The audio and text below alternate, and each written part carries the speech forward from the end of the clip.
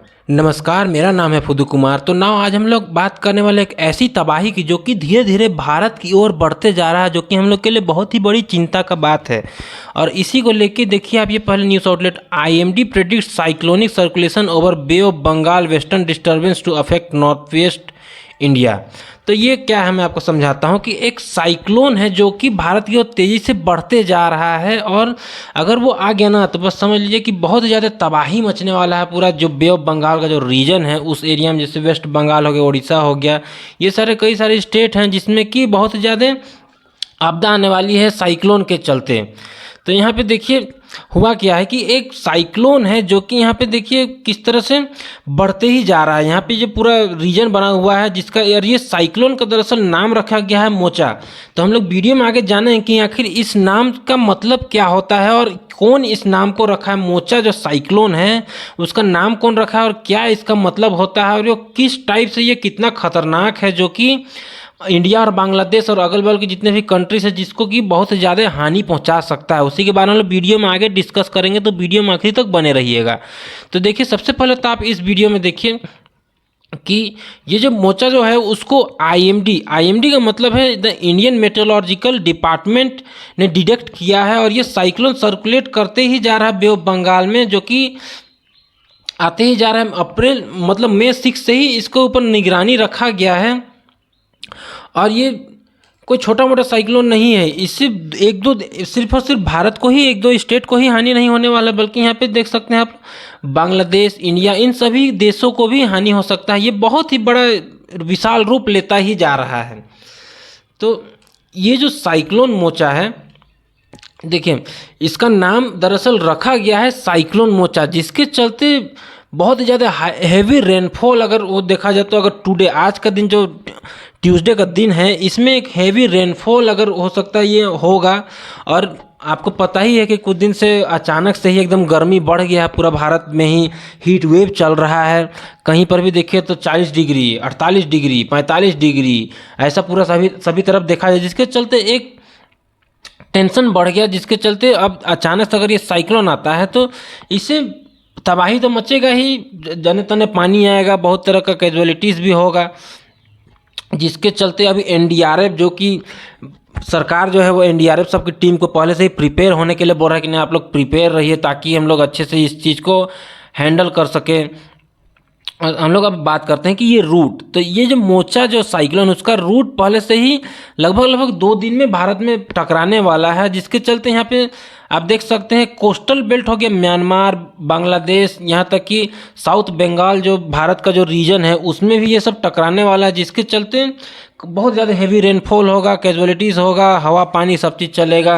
और यहाँ पे आप देख सकते हैं हुगली हो गया, बांकुरा हो गया, बीरभूम हो गया, हावड़ा हो गया। हावड़ा मतलब ये भारत का जो वेस्ट बंगाल में कई सारे डिस्ट्रिक्ट पड़ते हैं, वहाँ पे ये आने वाला है। और ये ट्यूसडे का दिन में, जो ट्यूसडे है, अभी जो मई चल रहा है, मई का महीना, ट्यूसडे को ही ये आने वाला है। बहुत ज़्यादा टेंशन का बात है इसमें। और एक बारी के लिए मैं आपको ये वर्ल्ड मैप में समझाता हूँ कि ये किस रीजन में होने वाला है। तो देखिए यहाँ पे ये हो गया हमारा प्यारा भारत, बहुत ही सुंदर सा एकदम प्यारा भारत दिख रहा है। उसी में आते हैं तो हम लोग, ये पूरा रीजन हो जाता है बे ऑफ बंगाल। तो बे ऑफ बंगाल में अगर मैं आपको बात करूं तो ये जो पूरा रीजन है, इसी में पूरा साइक्लोन धीरे धीरे ऐसे आगे बढ़ते ही जा रहा है, बढ़ते जा रहा है। बांग्लादेश, म्यांमार, यहाँ पे वेस्ट बंगाल, ये सारे, ये पूरा रीजन में वो टकराएगा।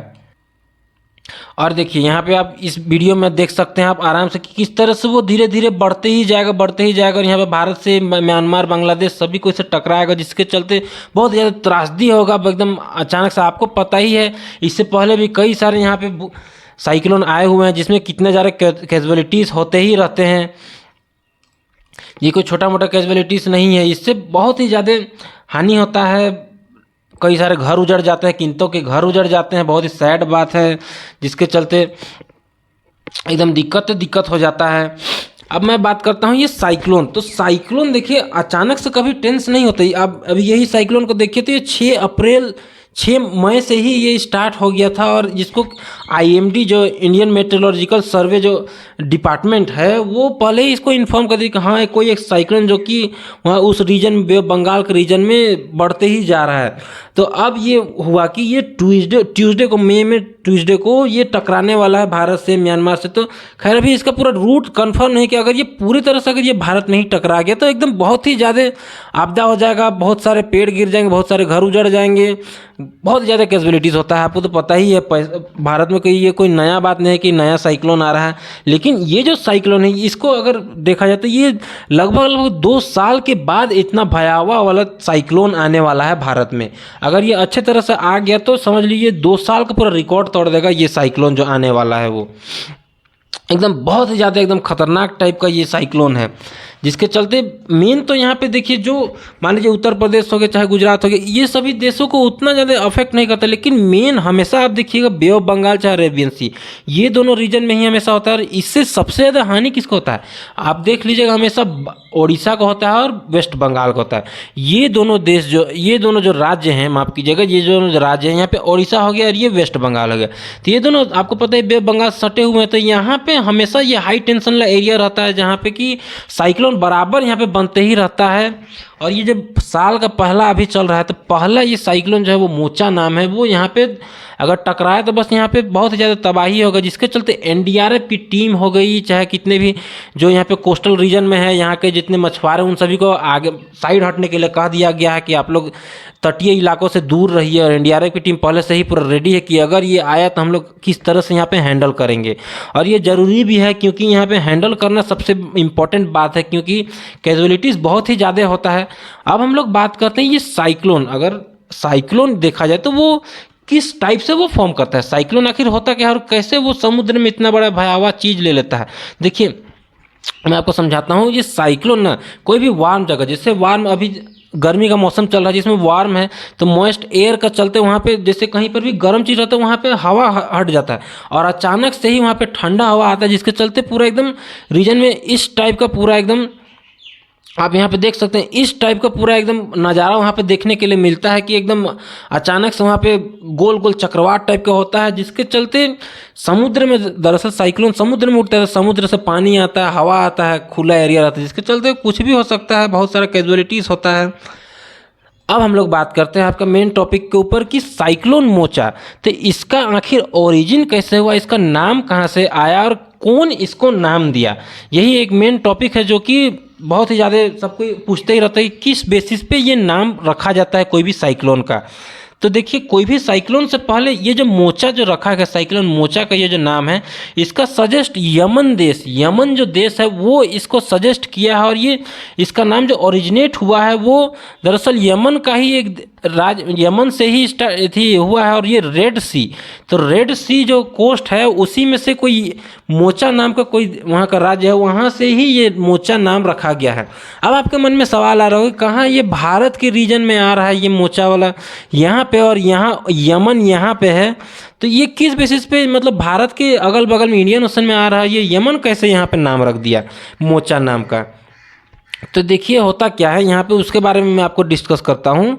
तो देखिए कोई भी नेम अगर पहले देखा जाए तो यहाँ पे डिपेंड करता था रीजनल रूल्स, मतलब वहाँ पर रीजनल रूल्स जो है उसके बेसिस पे, जैसे भारत में तो यहाँ का आदमी नाम रखेगा, ऐसा होता था पहले साउथ पैसिफिक में, इंडियन ओशन में ऐसा ही, पहले साउदर्न हेमिस्फीयर में ऐसा ही होता था।